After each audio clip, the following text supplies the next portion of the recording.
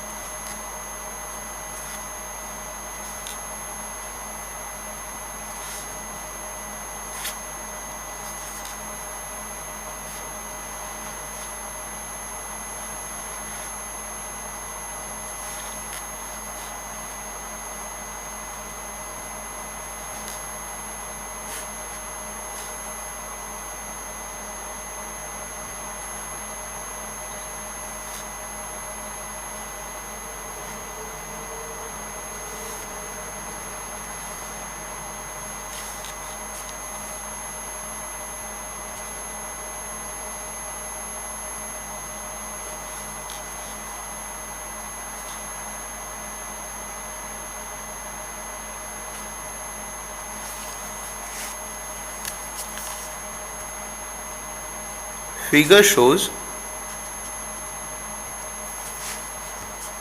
that an interface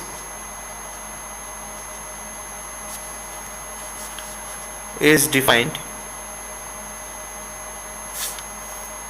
by y is equals to 0. The medium y less than 0 is characterized by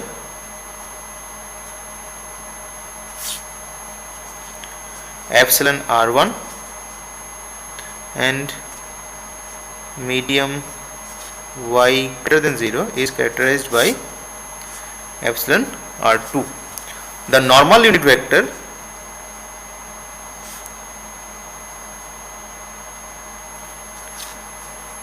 directed in from medium 1 to medium 2, 1 to medium 2 is a y cap. The unit vector tangential to the interface are ax cap and az cap.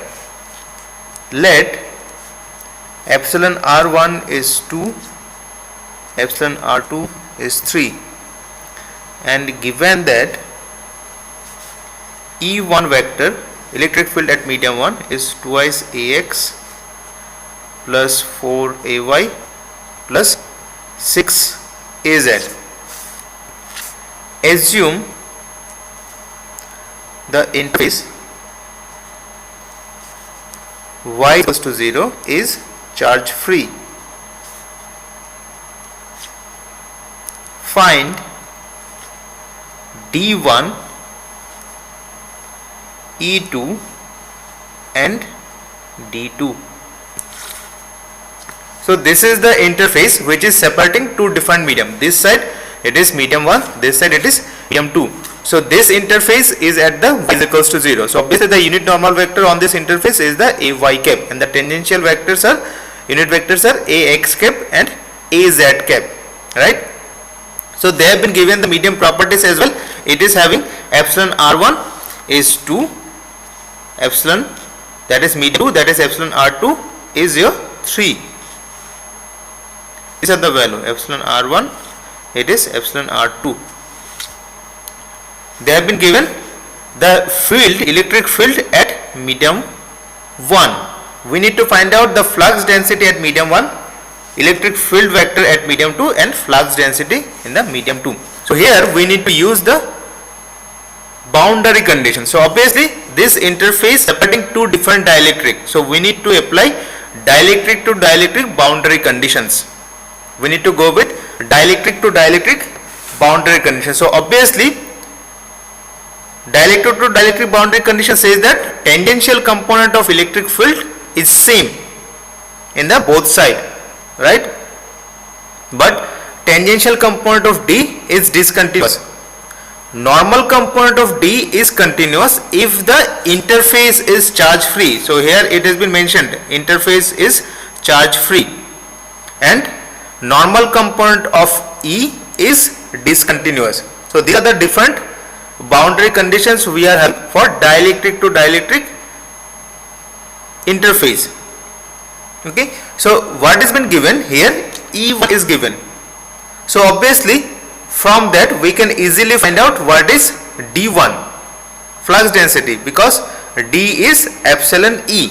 So here D1 we can find out as, it is in the medium 1, flux density in the medium 1, that is epsilon naught epsilon R1 E1.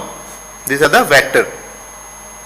So we are having this E1. So if we have been multiplying with epsilon naught epsilon R1, we are supposed to have our D1. So it is twice epsilon naught epsilon R1 AX plus 4 epsilon naught epsilon R1 AY plus 6 epsilon naught epsilon R1 AZ. So this is our one of the answer. We need to use the value of epsilon naught and epsilon R1. Now we need to go with the tangential component of electric field, because tangential component of electric field is same in the two different medium which has been separated by a charge free interface. Whether it is charge free or not, it has been not at all been necessary. Wherever the tangential component is, we can have the same tangential component in the other medium. Okay, so since the interface is defined by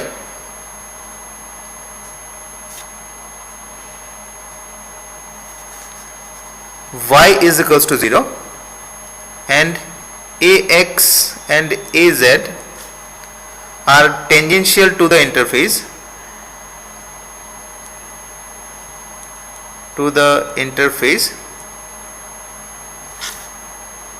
we are supposed to have E1 is equals to E2. So which are two components are tangential? AX and AZ. So obviously on E2 we are supposed to have the same AX and AZ, but our AY will change, right? So therefore what we can write, E2 electric field in medium 2 is, these two components will be same, twice AX plus 6 AZ. These two will be same. Only the difference is this Y component, which is normal, because our normal component is not at all continuous. So what we can, EY2 AY cap. Okay, now we need to find out this normal component. Let us give equation number 1. So our next task is to find out this normal component, but we know for a charge free interface normal component of D is continuous, right?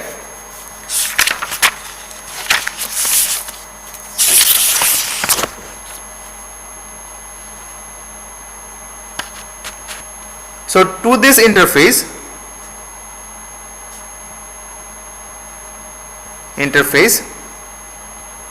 normal unit vector is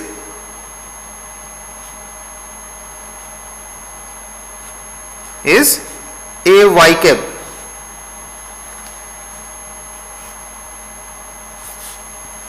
For a charge free interface, what we can write? For a charge free interface, this rho s will be 0. So we can write dN1 is equals to dN2. Normal component of flux density will be same, right? So we are supposed to have our D1, right?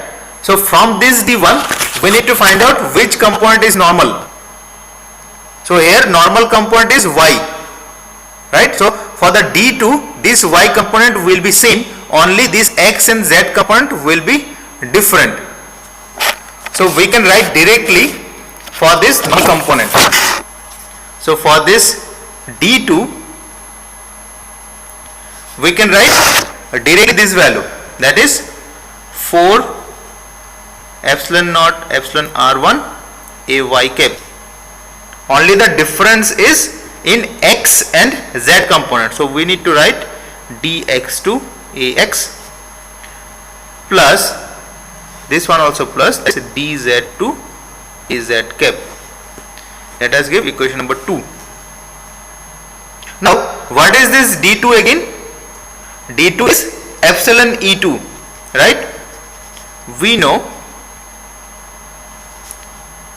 d2 flux density in medium 2 is epsilon e2. So we have already our e2, but there are some unknown values. Then we are supposed to do the comparison in these two. So we can write as epsilon naught epsilon r2 e2. So simply write this one. So we are supposed to have twice epsilon naught epsilon r2 ax. We are supposed to have ey2 epsilon naught epsilon r2 ay cap plus 6 epsilon naught epsilon r2 az cap. Let us give equation number 3. So here these 2 and 3 are same equation because they are the flux densities in medium 2. So comparing equation 2 and 3, what we can write? dx to ax cap plus 4 epsilon naught epsilon r1 ay cap plus dz to az cap is equals to twice epsilon naught epsilon r2 ax cap ey2 epsilon naught epsilon r2 ay cap plus 6 epsilon naught epsilon r2 az cap. So we are supposed to compare the identical unit vectors. So comparing ax, if we compare ax, then we are supposed to have dx2 is equals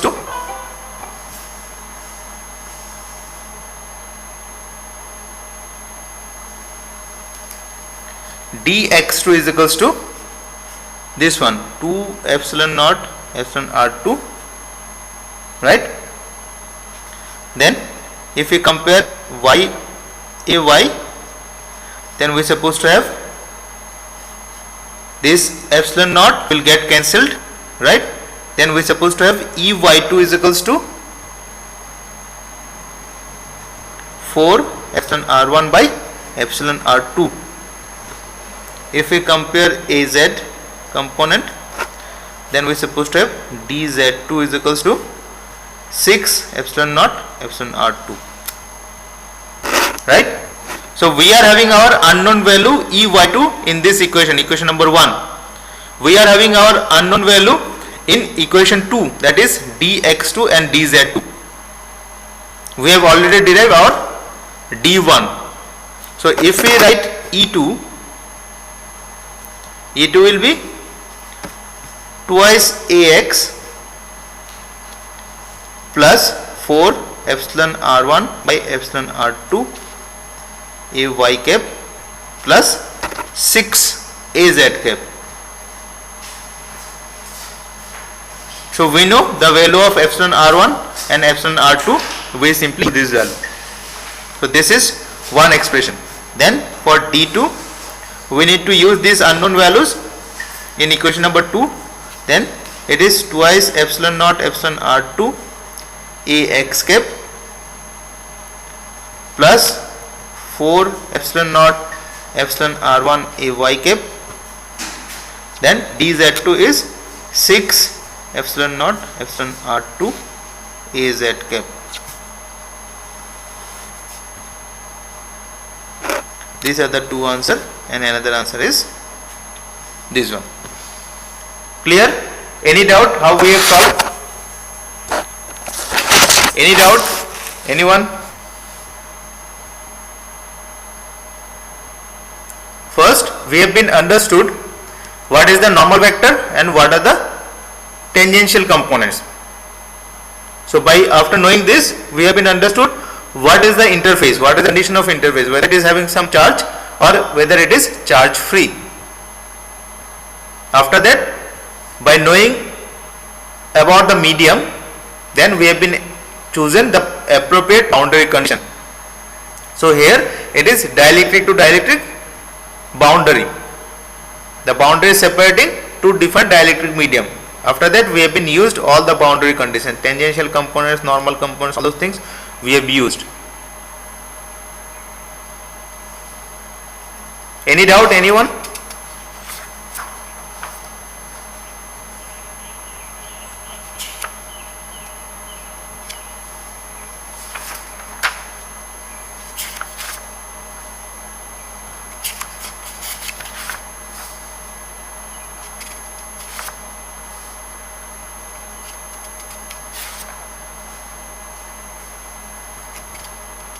Yes?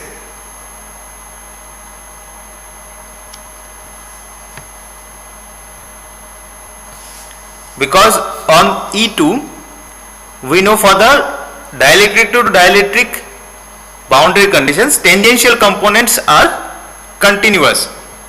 Last class if you have been attending, then you will understand, if you can remember, that Et1 is equals to Et2 on the interface. Here itself we have derived this one. This tangential component is same. So for this, every time we have to understood which are the normal component and which are the tangential component. So if we have been going with this diagram, from this diagram you can find out that interface is at the y is equals to 0. It is lying on the xz plane. Interface which is separating two different medium, it is at xz plane, that is y is equals to 0. So here the normal component, just try to think, on this interface normal component is your y vector, and tangential component means which are parallel to this interface, normal component which is perpendicular to this interface. So here the normal component is ay, tangential component is az and ax. So we know that tangential component is same, that's why we have been choosing ax and az same from this E1. Ax and az, this is ax, it is az, so we have chosen same, but our different will be y component, so that's why we have written Ey2. So after taking all the boundary conditions we have been derived, this is our Ey2. We need to apply the boundary condition, that's it. First of all, just find out what are the things been given. So here the electric field is given. So on this electric field, based on the conditions, what are the conditions been mentioned on the problem, you need to identify which are the tangential component, which are the normal component. Now go with boundary condition. So for the dielectric to dielectric interface, what we know, that tangential component is same. Whatever the electric field is been propagating from medium 1 to medium 2, on this electric field the tangential component remains same on the both side, but the normal component will change, and again the normal component of flux density will remain same if the interface is charge free. So here it has been already mentioned that interface is charge free. So using the first concept that tangential component same, we have been our E2. So how we have been getting this E2? Because E1 is given. E1 was given. So from this we can find out E2, but not at all the components of E2, only the tangential components of the E2. So once we have been derived E2, then we have been another boundary condition, that is normal component of D. So you just think these are the interrelated. So if you can able to find out if any of the component you can derive for E, you can find out the same component for D. If any of the components is been given for D, you can find out for E, because the medium properties you know.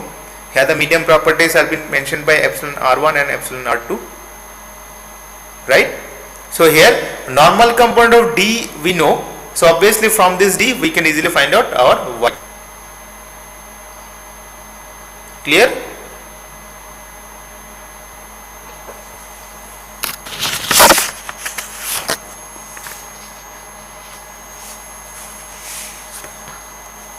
Next we will go with magnetostatics.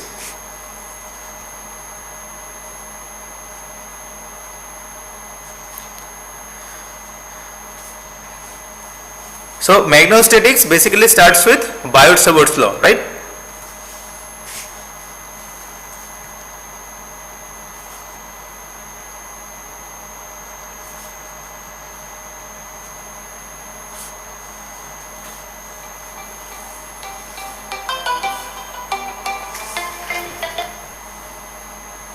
Hello, হ্যাঁ ক্লাসে আছে, একটু পরে phone করো।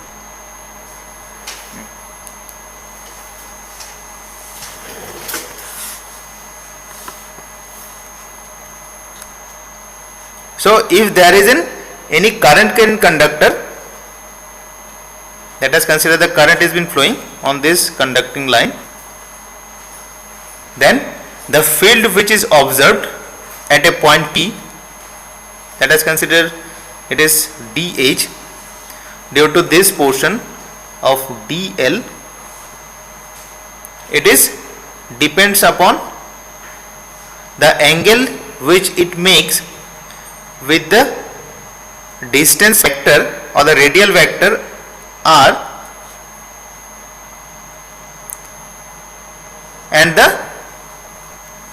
current itself. So we can say, according to Biot-Savart's law, this dH,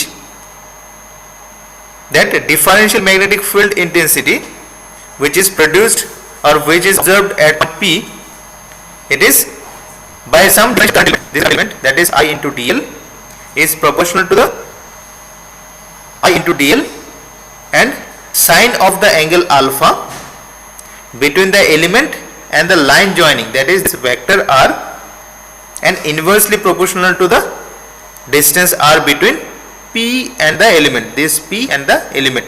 So here we can write it is proportional to I dl sine alpha by r square, or we can write k I dl sine alpha by r square. So here k is proportionality constant, k is 1 by 4 pi, right? So it is for the line current element, this is the line current element. So if we suppose to have the surface current element, then we need to write k into ds in place of I into dl. If we suppose to have the volume current, then we supposed to write j into dv, right? So for line current we are writing as H is equals to line integral I dl cross product with this vector AR by 4 pi r square. For surface current,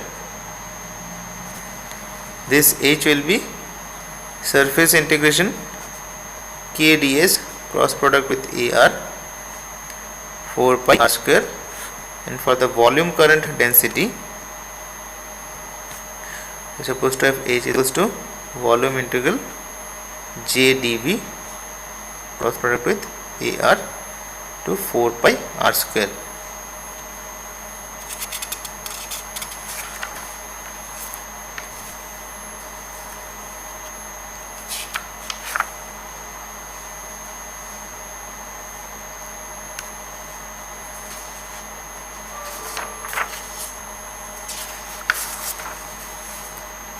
So first law which comes under this magnetostatics, that is known as Ampere's circuit law.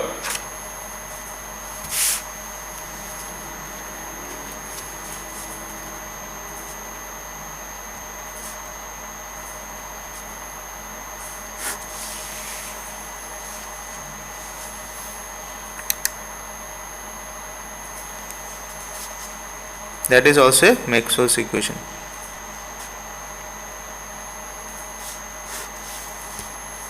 So what it states, the line integral of H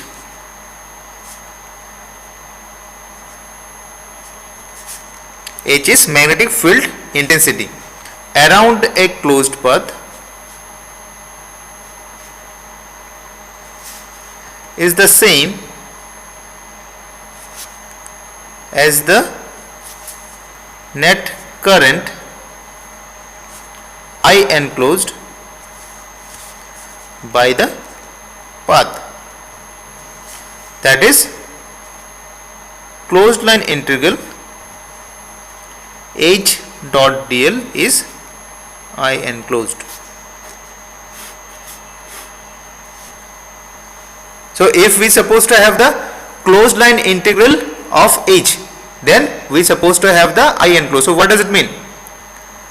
If some current is flowing through a wire, let us consider, or any conductor, we supposed to have the closed line integral of H,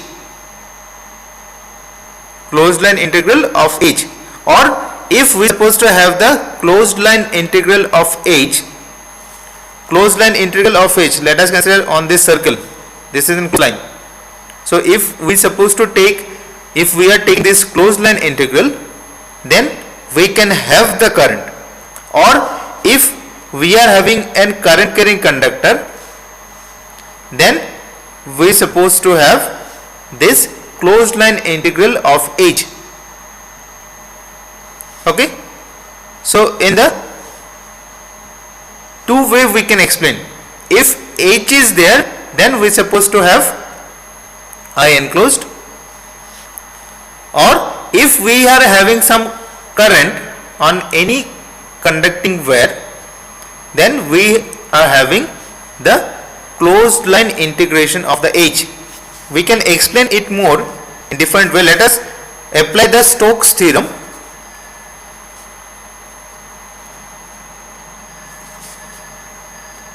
Because Stokes theorem relates closed line integration with surface integration.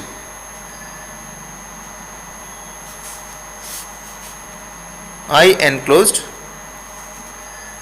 is equals to closed line integral H dot dl. We can apply the Stokes theorem.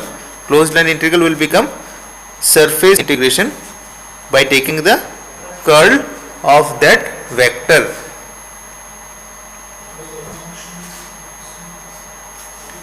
ds, and we know this I enclosed is the surface integration of J dot ds.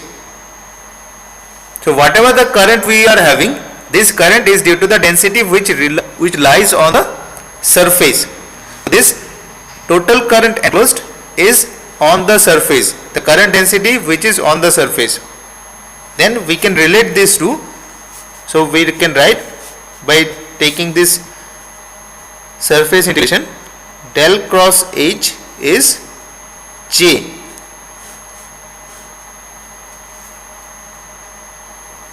So what does it mean?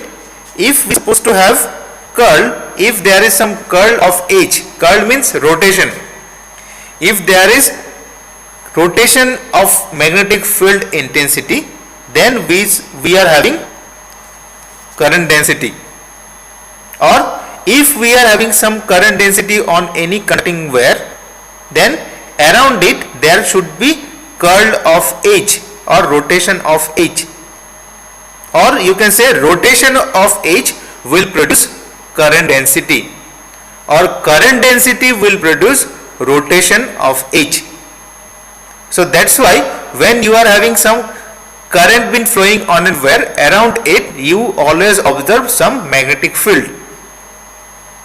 Wherever you are having some current been flowing on any conductor, around it always there is some magnetic field, and those magnetic field are been producing some rotation around that conductor. So this equation is known as third Maxwell's equation.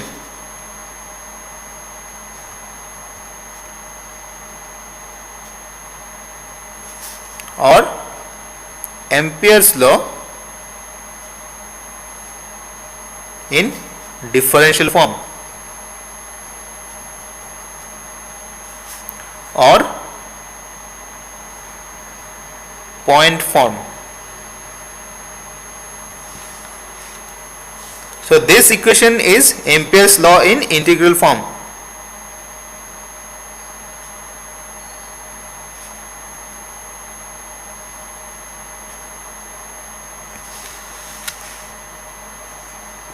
So here what we have been finding, that del cross H, which is J, it is not is equals to 0.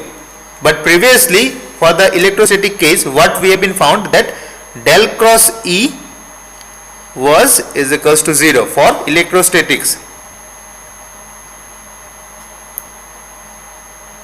So what is the difference?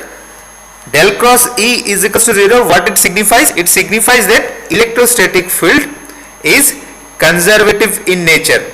It is not at all been losing any power while it's supposed to have the electric field in closed line. Why? Because the conducting surface is acting as an equipotential surface. But for this case, where a current exists, there is supposed to be some rotation of electric field. Okay. So here the curl of H is not at all 0 because it's supposed to be there. The curling of H should be there due to some reason. That reason is your charge or current density. But curl of E will be 0 for electrostatics where it is been, if it has been lying on an equipotential surface. So that is the difference. It is not conservative. The existence of this magnetic field which is in rotation, it's supposed to be due to some reason. That reason is this current density. But electrostatic case, where if the charges are been on an equipotential surface or any perfect conductor, then if there is some rotation, that rotation will not exist. There should not be any rotation of electric field. But when we have been shifting for time varying case, you will find that this curl is also present.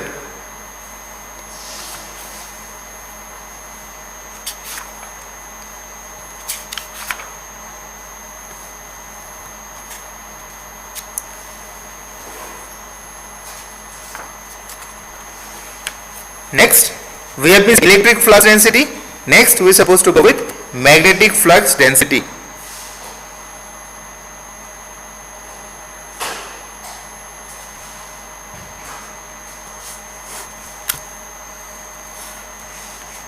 So how we are representing? This one is represented by B is equals to mu naught H. What is this mu naught? Mu naught is a constant. It is known as permeability of free space.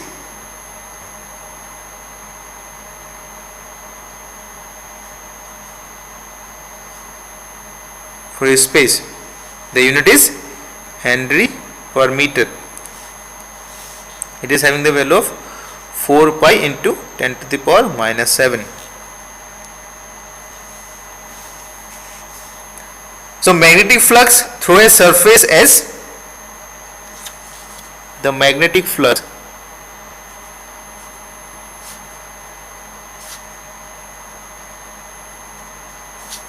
through a surface S is psi is equals to surface integration B dot ds.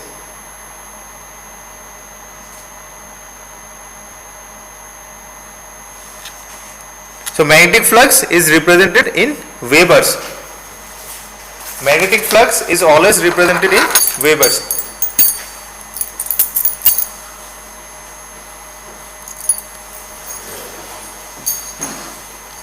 And magnetic flux density is represented by Weber per meter square or Tesla.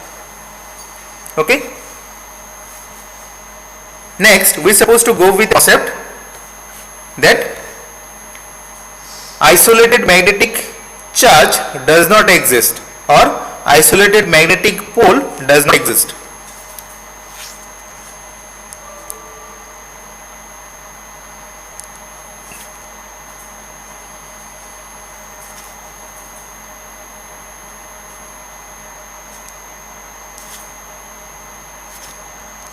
Or non-existence of magnetic monopole.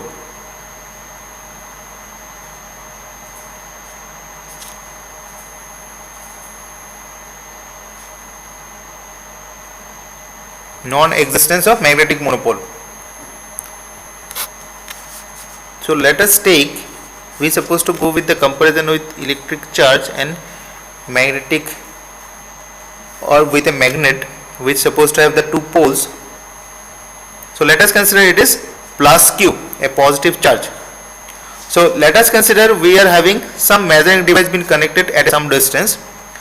So due to this charge, some field lines will create.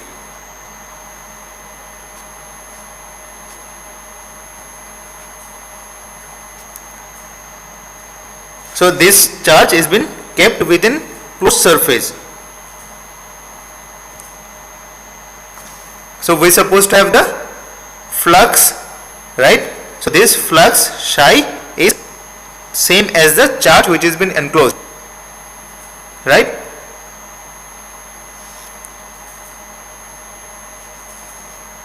Now let us consider we supposed to have a magnet that is having two poles, north and south.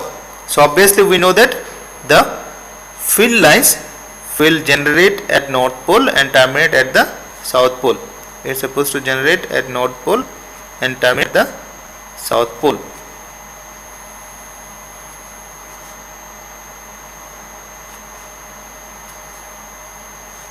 Some of them will terminate and rotate a larger path. Okay. Now if we take a small portion of this magnet within a closed surface, so how we can kept? We have to break down that magnet. So obviously if we have been breaking down that magnet, it's supposed to have a north pole and at south pole. It's supposed to have a north pole and a south pole. So whatever the subdivision we can have for a magnet, whatever the subdivision we can have, it always have a north pole and a south pole. So obviously whatever the portion we have been kept inside this closed surface, the field lines will create at north pole and terminate at south pole. So clear to everyone? Is it clear to everyone?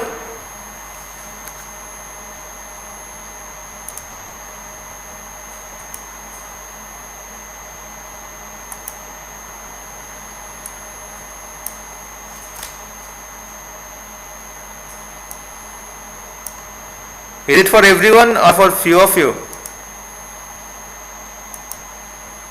Now it is clear? Is it clear?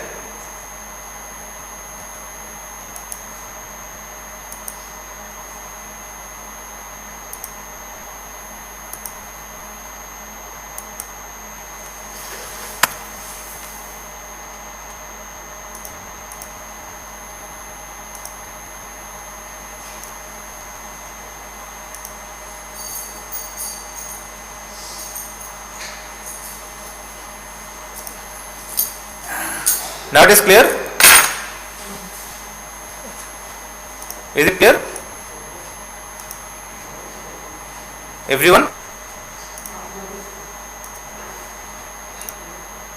Clear? Right? Okay, fine. So what I was saying that whatever the subdivision we can have, and if we have been putting that subdivision or any small piece of the magnet within a closed surface, it always have a north pole and a south pole. So the field lines will generate at north pole and it will terminate at the south pole. Then what does it mean? We doesn't have any kind of divergence. We doesn't have any kind of divergence of this field lines. Means we doesn't have any field lines which supposed to be come out of that closed surface. There should not be like that. So we can say the flux which has been passing through a closed surface is completely zero. But for the electric charge, that psi which is closed surface integral d dot ds, it is equals to your charge q enclosed. Whatever the flux we supposed to have through a closed surface, either it is diverging out or it has been converging in, then we supposed to have the flux only due to charge. But for this magnetic case, we didn't have any kind of divergence, because it always starts at the north pole and it always terminates at the south pole. for that case we can say psi is equals to 0. For this case we can say this psi is equals to 0. So the total flux through a closed surface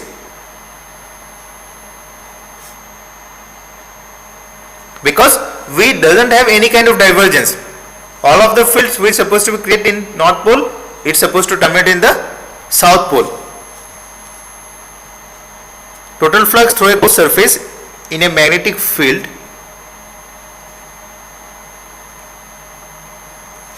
must be 0. That is closed surface integral B dot ds. Previously it was D dot ds is equals to q. Now it's supposed to be 0.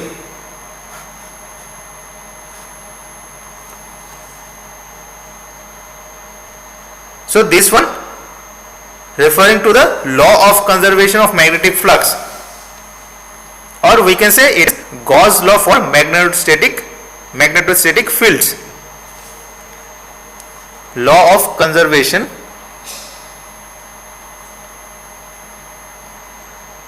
of magnetic flux.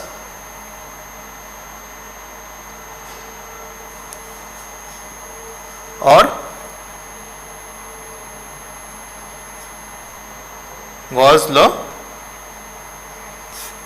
for magnetostatic field.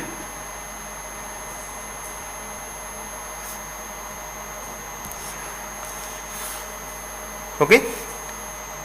So now if we have been going with this one, we can apply divergence theorem.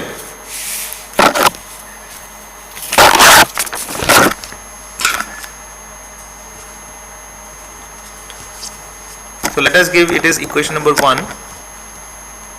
applying divergence theorem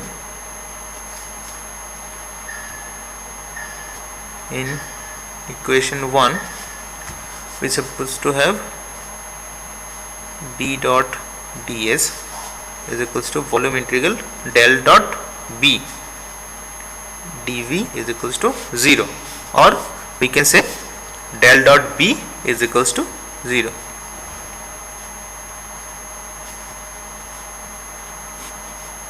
There should not be any divergence.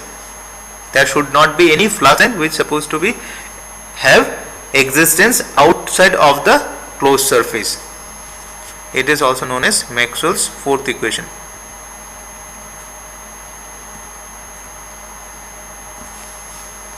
So let us summarize all those things.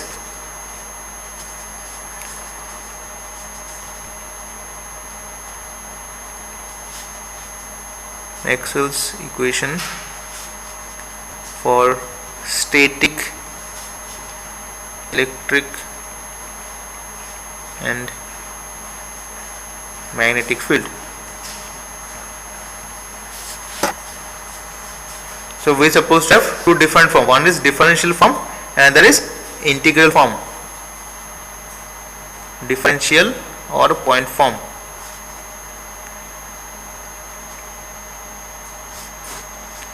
And there is integral form. So first one is del dot D is equals to rho V. The integral form is closed surface integral D dot ds is equals to volume integral rho V dV. So we are getting from Gauss law.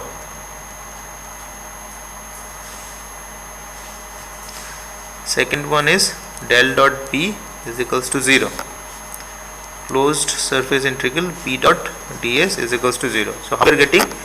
By taking the concept non-existence of magnetic monopole.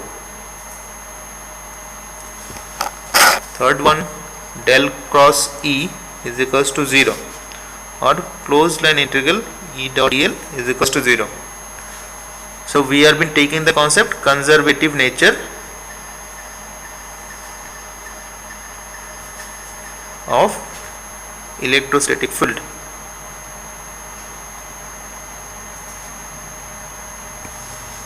Fourth one, del cross H is equals to J.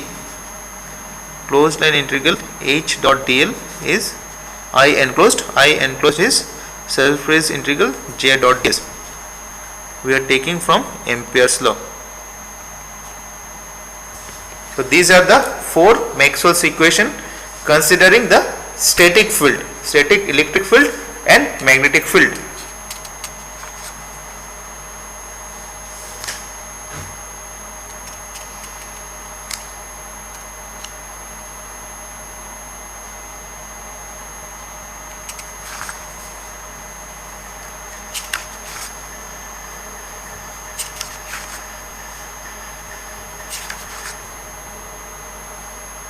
Okay, let us conclude up to this for today. Next day we will start with magnetic boundary conditions.